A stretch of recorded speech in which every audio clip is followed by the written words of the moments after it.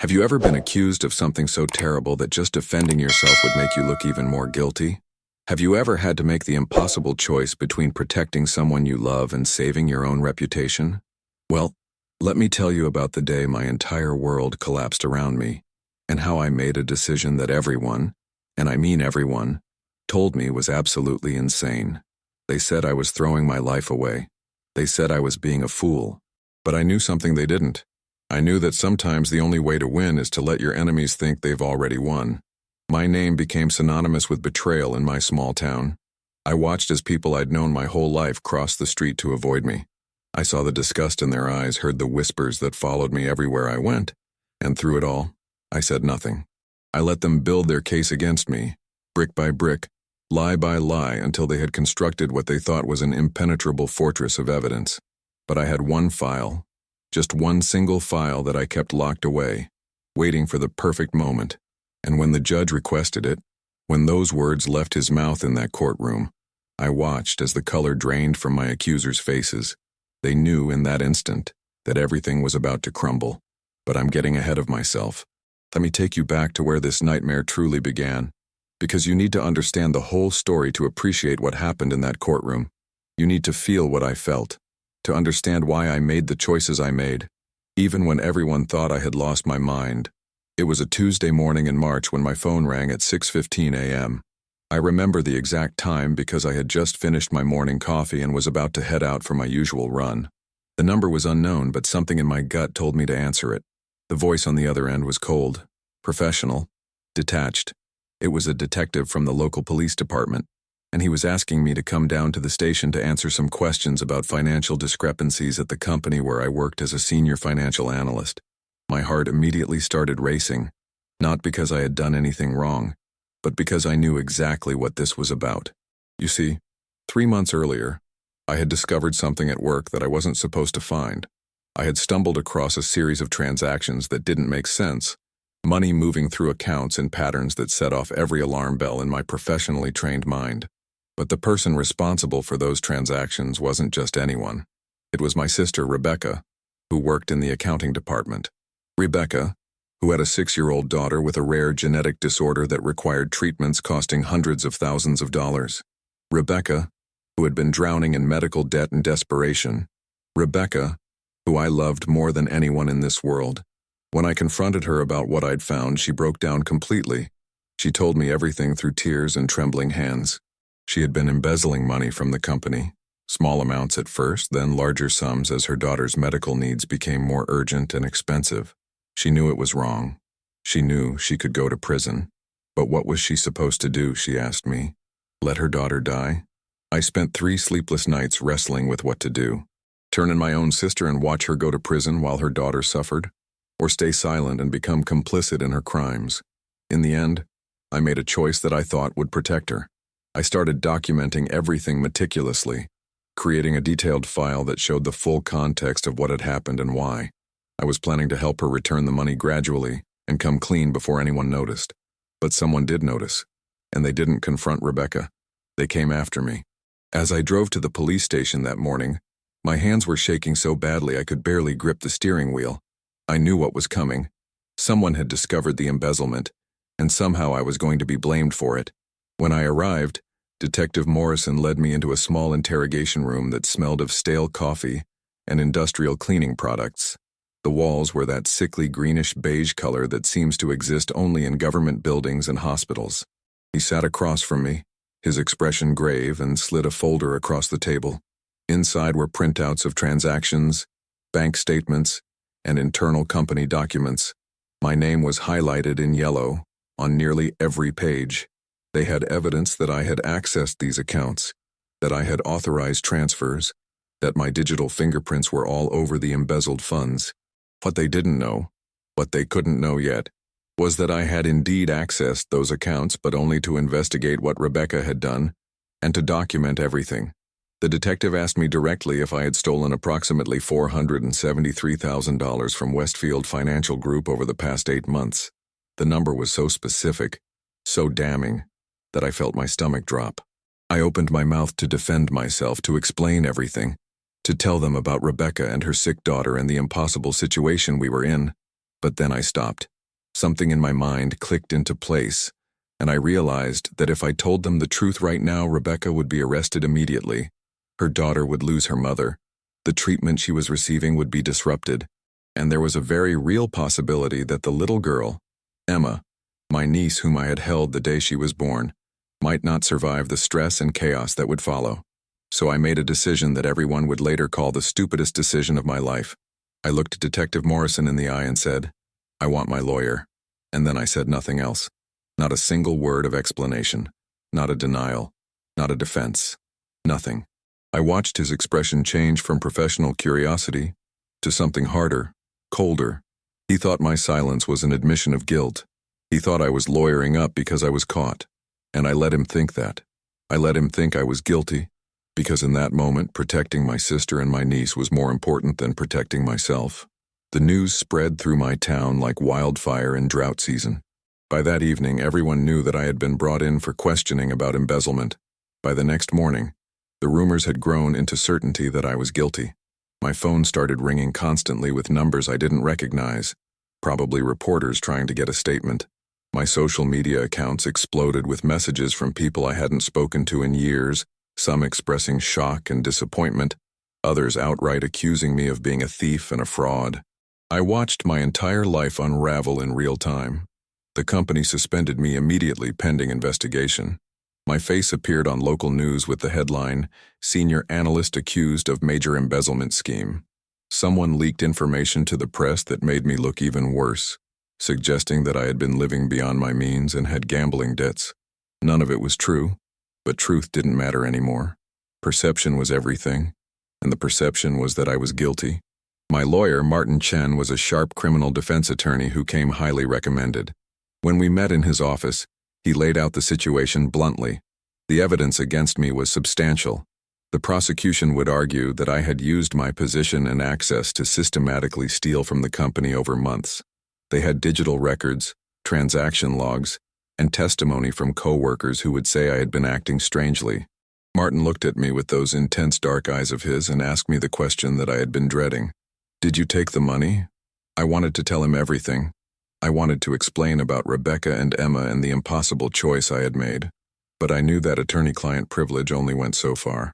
If I told him that Rebecca was guilty, he would be ethically obligated to advise me to expose her to clear my own name. So I gave him a non-answer. I told him that I needed him to defend me without me explaining certain details yet. I could see the frustration flash across his face. No lawyer wants to defend a client who won't be straight with them, but he was professional enough to accept my terms, at least for the moment. He told me that I was making his job nearly impossible, but that he would do his best. What he didn't say, but what I could see in his expression, was that he thought I was guilty too. The preliminary hearing was a nightmare. I sat in that courtroom wearing the only suit I owned that didn't make me look like I was trying too hard, and I listened as the prosecution painted me as a calculating criminal who had betrayed the trust of my employers and stolen nearly $500,000. The prosecutor, a woman named Sandra Hitchens with sharp features and an even sharper tongue, presented evidence that was damning in its thoroughness. She showed the judge transaction records with my digital signature. She presented testimony from IT specialists who confirmed that my credentials had been used to access the accounts where the money had been moved. She brought in my supervisor, a man named Gerald Portman who I'd worked with for 6 years, and he testified that I had been asking unusual questions about account security and transfer protocols in the weeks before the embezzlement was discovered. Everything she said was technically true, but it was missing the crucial context that would have explained my actions. I had been investigating Rebecca's embezzlement, not committing my own, but I couldn't say that. Not yet. My lawyer did his best to poke holes in the prosecution's case, but without me giving him the full story, he was fighting with one hand tied behind his back. He argued that access to accounts didn't prove theft, that asking questions about security protocols was part of my job, that the prosecution had no evidence of me spending the stolen money or living beyond my means. But the judge, an older man named Judge Harold Brennan who had a reputation for being tough but fair, was clearly unconvinced. I could see it in the way he looked at me, in the tone of his questions to my attorney. He thought I was guilty. The judge set a trial date for 6 weeks later and set my bail at $250,000. My parents mortgaged their house to post bail, and I could see the doubt in their eyes even as they hugged me outside the courthouse. My mother whispered in my ear, "Just tell us the truth, sweetheart. Whatever happened, we'll stand by you." But I couldn't tell her the truth. Not yet. Because telling the truth meant destroying Rebecca's life and potentially harming Emma's chances of survival. So I hugged my mother back and said nothing, adding her to the growing list of people who thought I was a criminal, who wouldn't even be honest with his own family. The 6 weeks leading up to the trial were the longest and loneliest of my entire life. I had always been a social person, someone who enjoyed being around friends and family, who looked forward to weekend barbecues and casual dinners with colleagues. All of that evaporated overnight. My friends stopped calling. The invitations to social events dried up completely. When I went to the grocery store, people would literally turn their backs on me or hurry away down different aisles. I became a pariah in my own hometown, and the isolation was crushing in ways I never could have imagined. My apartment felt like a prison cell. I would sit there in the evenings, watching the sun set through my window, knowing that somewhere across town Rebecca was with Emma, that they were probably having dinner together, that Emma was probably asking her mother to read her favorite story about the princess and the dragon. I was sacrificing everything to protect them, and they had no idea. Rebecca had called me once the day after my arrest became public knowledge. She was crying so hard she could barely speak. She knew immediately what had happened, knew that somehow I was being blamed for what she had done. She wanted to turn herself in, to tell the truth, to fix this. But I told her no. I told her to stay quiet, to take care of Emma, to let me handle this. I could hear the anguish in her voice as she asked me why I was doing this, why I was protecting her when it meant destroying my own life. I couldn't give her a satisfying answer because the truth was complicated and painful. I was doing it because she was my sister, because Emma deserved to have her mother, because sometimes love means sacrifice, even when that sacrifice seems insane to everyone else. But I was also doing it because I had a plan, a risky, potentially foolish plan, but a plan nonetheless. I had that file, the detailed documentation I had created when I first discovered what Rebecca had done. It contained everything, timestamps showing that the embezzlement had started before I began my investigation, Rebecca's own emails discussing her daughter's medical needs and her growing desperation, bank records showing that the stolen money had gone to medical facilities and not to me. It was comprehensive evidence that would prove my innocence and expose the real culprit. But I wasn't going to use it unless I absolutely had to, because using it meant destroying Rebecca. As the trial date approached, the prosecution's case against me grew stronger and more sophisticated. They brought in forensic accountants who testified that the money trail led directly to me. They presented evidence that I had researched offshore banking and money laundering techniques on my work computer. What they didn't know was that I had been researching those things to understand what Rebecca had done, and to figure out how to help her return the money without getting caught. Every piece of evidence they presented had an innocent explanation, but without me providing that explanation, it all looked damning. My lawyer, Martin, was becoming increasingly frustrated with me. He would sit across from me in conference rooms, tie loosened and sleeves rolled up, and practically beg me to tell him what really happened. He kept saying that he couldn't defend me effectively if I didn't give him all the facts. He was right, of course, but I had made my choice and I was committed to seeing it through. The media coverage intensified as the trial approached. Local news stations ran segments about the case, discussing the brazen financial analyst who had allegedly stolen nearly $500,000 from his longtime employer. Someone created a Facebook group called Justice for Westfield Financial that had thousands of members, most of them posting angry comments about me and calling for maximum prison time. I made the mistake of reading some of those comments one night, and I spent the next hour in my bathroom, bent over the toilet, physically sick from the hatred directed at me. There were people saying I should never be allowed to work in finance again, that I should serve decades in prison, that someone like me was a cancer on society. They didn't know me. They didn't know the impossible situation I was in. They didn't know that every day I was making the conscious choice to let myself be destroyed, rather than expose my sister. But their ignorance didn't make their words hurt any less. Have you ever felt completely alone, surrounded by people who think they know who you are but have no idea what you're really going through? Have you ever carried a secret so heavy that it feels like it's crushing your chest every time you take a breath? That's where I was day after day, week after week, as the trial date loomed closer. The trial began on a humid Monday morning in July. I remember walking up the courthouse steps with Martin, and there was actually a crowd of people there, some holding signs about corporate crime and accountability. They shouted things at me as I passed, their faces twisted with anger and righteous indignation. These were good people who thought they were standing up against wrongdoing, but they had no idea they were attacking an innocent man. Inside the courtroom, the atmosphere was thick with tension and expectation. The prosecution had promised to present an airtight case, and the judge had made it clear that he expected both sides to be thorough and professional. I sat at the defense table, wearing a navy blue suit that Martin had insisted made me look trustworthy and respectable, and I watched as the jury was selected.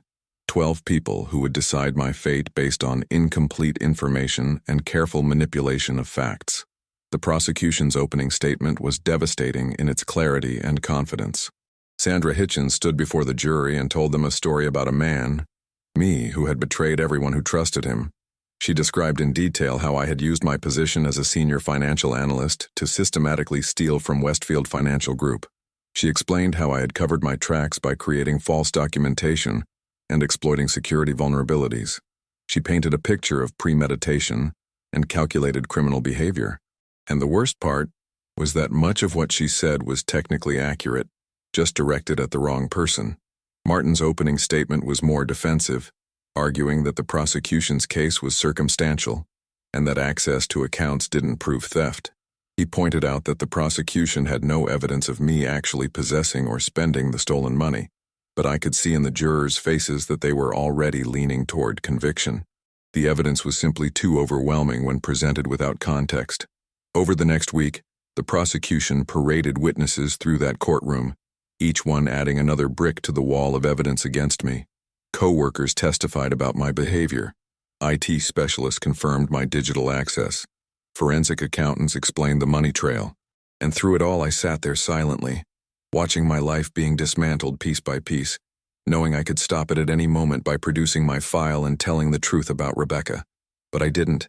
I held firm to my decision, even as I watched my parents crying in the gallery, even as I felt the weight of the jurors' judgment pressing down on me.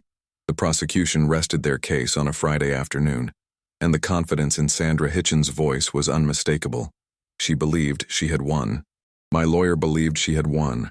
The jury clearly believed she had won. Even I had moments where I wondered if I had made a terrible mistake, if my plan was going to fail spectacularly, and I would spend the next decade or more in prison for a crime I didn't commit. That weekend before our defense was scheduled to begin was the darkest period of my entire life. I barely slept, tossing and turning through the hot summer nights, my mind racing through all the possible outcomes. In my worst moments, I imagined myself in prison, imagining the years stretching ahead of me, all while Rebecca and Emma lived their lives on the outside. Would it be worth it?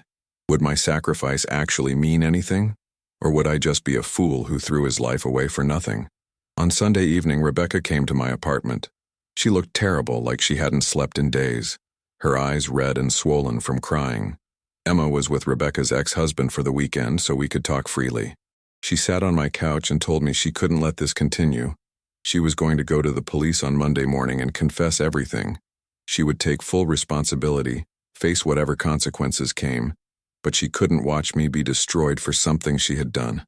We argued for hours.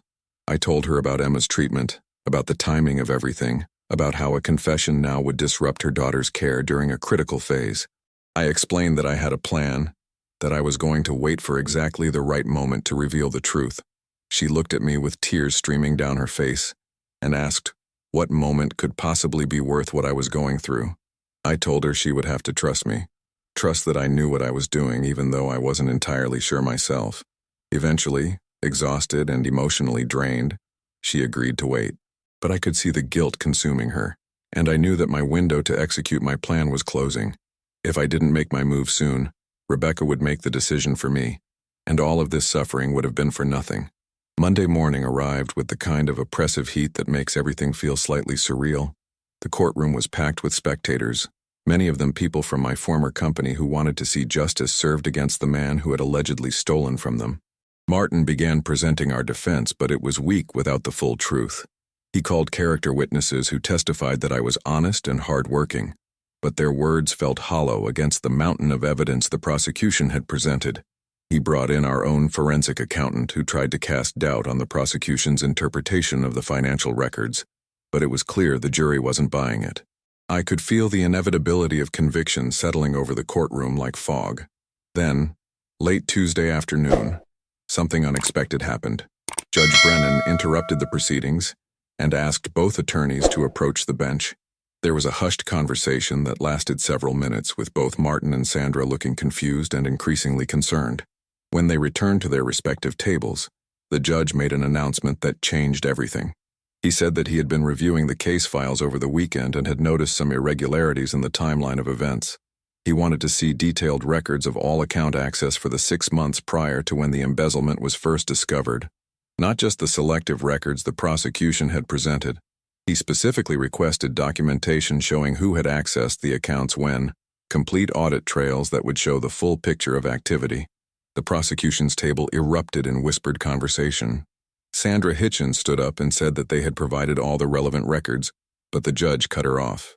He said he wanted comprehensive audit trails, and he wanted to see any documentation that either party had regarding the discovery of the embezzlement. He looked directly at Martin and asked if the defense had any such documentation. This was it. This was the moment I had been waiting for. Martin looked back at me with confusion in his eyes, not knowing what the judge was referring to. I reached into my briefcase and pulled out a USB drive that I had carried with me every single day since my arrest. I handed it to Martin and whispered that it contained everything the judge was asking for. His eyes went wide with shock and what might have been anger that I had been holding this back. But he took the drive, walked to the judge's bench, and submitted it as evidence. The judge called for a recess while he reviewed the contents of the drive. Those 2 hours were the longest of my life, even longer than the weeks of waiting for trial. I sat in a small conference room with Martin, who was absolutely livid that I had withheld this evidence. He demanded to know what was on the drive, why I hadn't given it to him before, what I had been thinking.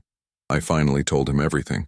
About Rebecca, about Emma's illness, about my impossible choice between saving myself and protecting my sister and niece. I watched his anger transform into shock, then understanding, then something like reluctant respect. He told me I was either the bravest or stupidest person he had ever represented, possibly both. When we returned to the courtroom, the atmosphere had completely changed. Judge Brennan's expression was grave and intense, and Sandra Hitchens looked like someone had pulled the floor out from under her. The judge asked everyone to take their seats, and then he began explaining what he had found on the drive I had submitted. The file I had created contained everything. It showed that the embezzlement had begun 8 months before I started my investigation. It included copies of Rebecca's emails to medical facilities, proving where the money had actually gone. It had detailed notes I had taken when I first discovered the irregularities, showing that I had been investigating, not perpetrating. Most damning for the prosecution's case, it included audit logs that I had secretly downloaded, which showed that while my credentials had been used to access the accounts, the actual transactions had been initiated from a different computer with a different IP address, one that was registered to Rebecca's workstation.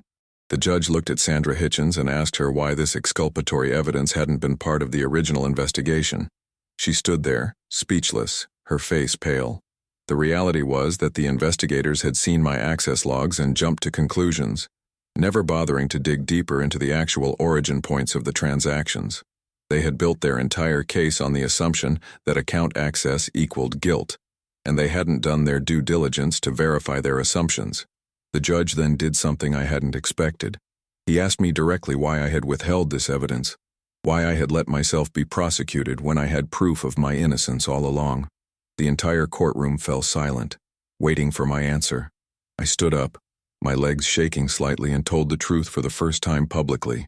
I explained that my sister had embezzled the money to pay for her daughter's medical treatment for a rare genetic disorder.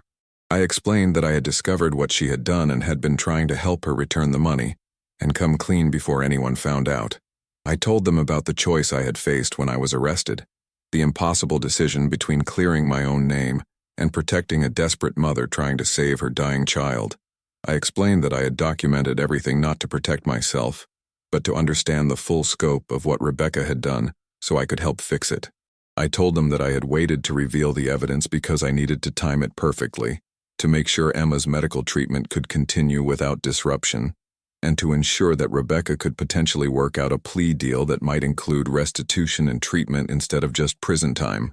As I spoke, I could see reactions rippling through the courtroom. Some people looked angry that I had deceived them. Others looked moved by the impossible position I had been in. My parents were crying openly, and Rebecca, who I hadn't realized was in the courtroom, stood up in the gallery and said in a clear, strong voice, "He's telling the truth. I did it. I stole the money, and he was trying to protect me and my daughter." The courtroom erupted in chaos. Judge Brennan had to bang his gavel repeatedly to restore order. He called for another recess, and during that time, Rebecca was taken into custody. I wanted to go to her, to tell her it would be okay, but I was still technically the defendant in an ongoing trial. When court resumed, the judge made his ruling. He dismissed all charges against me with prejudice, meaning I could never be tried for this crime again. He ordered the prosecution to immediately begin proceedings against Rebecca for the actual embezzlement, but he also did something unexpected and compassionate. He looked at Rebecca, who was now seated where I had been at the defense table, and he said that while she would face consequences for her actions, the court would take into consideration the extraordinary circumstances that had led to her crimes. He indicated that he would be open to a plea arrangement that included restitution, probation, and community service rather than incarceration, given her daughter's medical needs and the fact that she had ultimately come forward to tell the truth. The relief I felt in that moment was overwhelming and complicated. I was free. The nightmare was over. But Rebecca was now facing the consequences I had tried so hard to protect her from. As I left the courtroom that day, I was surrounded by reporters shouting questions, by former friends trying to apologize, by strangers who wanted to congratulate me or condemn me, or simply understand what had happened. The aftermath of the trial was complex and messy in ways I hadn't fully anticipated. Rebecca did take a plea deal that included 5 years probation, full restitution of the stolen money through a payment plan, and 1,000 hours of community service. She lost her job, of course, but she didn't go to prison, which meant she could continue caring for Emma. The company, Westfield Financial, faced its own reckoning. The investigation revealed that their security protocols were inadequate, and that their rush to judgment about me rather than conducting a thorough investigation had nearly resulted in a massive miscarriage of justice. Several executives resigned or were fired, and the company implemented new oversight procedures. They also offered me my job back, with back pay and a formal apology. I declined. Some bridges once burned can never be fully rebuilt. My reputation in the town slowly began to recover, but it was a gradual process. Some people apologized profusely for doubting me, for abandoning me, for believing the worst without question. Others remained skeptical or suspicious, unable to fully accept that I had been innocent all along. I learned that public opinion is a fickle and sometimes cruel thing, and that once people form a judgment about you, changing their minds requires more than just facts. It requires them to admit they were wrong, and that's something many people struggle with. My relationship with Rebecca became complicated in new ways. She was grateful beyond words for what I had done, but she was also consumed with guilt about what I had endured because of her actions. Emma's treatment continued, and I'm grateful to say that she responded well to the therapy she was receiving. Watching her laugh and play, knowing that she still had her mother because of the choices I had made, gave me a sense of peace about everything I had gone through. My parents struggled to understand why I had kept the truth from them for so long. My mother in particular felt hurt that I hadn't trusted them with what was happening. It took many long conversations for them to understand that my silence hadn't been about a lack of trust, but about protecting Rebecca from their well-meaning, but potentially disastrous pressure to confess earlier than was strategic. The experience changed me in fundamental ways. I learned that sometimes doing the right thing means looking like you're doing the wrong thing. I learned that moral courage isn't always loud and obvious. Sometimes it's quiet and looks like weakness or foolishness to outside observers. I learned that love and loyalty can demand sacrifices that others will never understand or appreciate. Most importantly, I learned that justice and truth are not always the same thing, and that the path to justice sometimes requires patience, strategy, and a willingness to suffer in silence. Looking back now, months after that dramatic courtroom moment, I'm often asked if I would make the same choice again. Would I let myself be accused, arrested, tried, and nearly convicted to protect my sister and niece? The honest answer is that I don't know. The experience was traumatic in ways that still affect me. I have moments of anxiety when I see police cars. I feel a flash of panic when I receive unexpected phone calls. I carry the emotional scars of being abandoned by friends, doubted by family, and condemned by my community. But when I see Emma running and playing, when I watch Rebecca slowly rebuilding her life and making amends for her mistakes, I feel a sense of rightness about what I did. Maybe I would have made different choices if I could do it over. Maybe I would have found a way to protect them without sacrificing myself so completely. But in the moment, with the information I had and the time constraints I faced, I made the best decision I could. And ultimately, it worked out. Not perfectly, but well enough. I want to share this story with you not to paint myself as some kind of hero, because I don't feel like a hero. I feel like someone who was put in an impossible situation and made difficult choices that had both costs and benefits. I share this because I believe there are others out there facing their own impossible choices, their own situations, where there are no good options, only less bad ones. If you're in that place right now, I want you to know that you're not alone. Sometimes life puts us in positions where we have to choose between different versions of terrible, and there's no judgment in choosing the path that aligns with your deepest values, even if others can't understand it. I'd love to hear your thoughts on this. Have you ever been in a situation where protecting someone you loved meant sacrificing your own well-being? Have you ever had to make a choice where both options seemed wrong? Share your experiences in the comments below. I read every single one, and your stories remind me that these impossible situations are more common than we like to admit. Understanding stories like mine, understanding the complexity of human choices and the sometimes messy nature of doing the right thing, is important. It reminds us not to rush to judgment about others, to consider that there might be context we're not seeing, to approach situations with more empathy and less certainty. If this story resonated with you, if it made you think about judgment and sacrifice and the complexity of moral choices, please leave a like on this video. It helps others find these stories and hopefully benefits from the perspectives they offer. And if you want more stories like this, true accounts of impossible choices, moral dilemmas, and the real experiences of people navigating difficult situations, please subscribe to My Truth Revealed Tales. Hit that notification bell so you don't miss future stories, because I have so many more experiences to share with you, stories that will challenge your assumptions and make you think differently about the choices people make. Thank you for listening to my story, for taking the time to understand what I went through and why. Remember that everyone you meet is fighting battles you know nothing about, making choices that might look insane from the outside, but make perfect sense when you understand the full context. Be kind, be understanding, and never assume you know the whole story based on what you can see from the outside. Until next time, take care of yourselves and each other.